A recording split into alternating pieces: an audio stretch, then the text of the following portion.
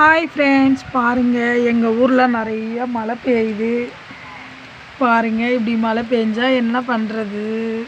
எந்த வேலையும் செய்ய முடியல. பாருங்கள்,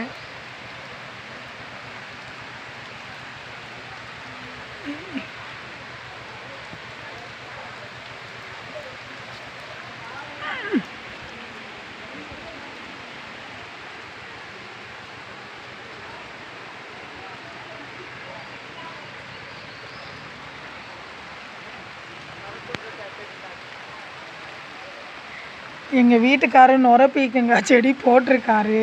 எங்கள் வீட்டு மேலே மொட்டை மாடி வரைக்கும் ஏறி இருக்கு.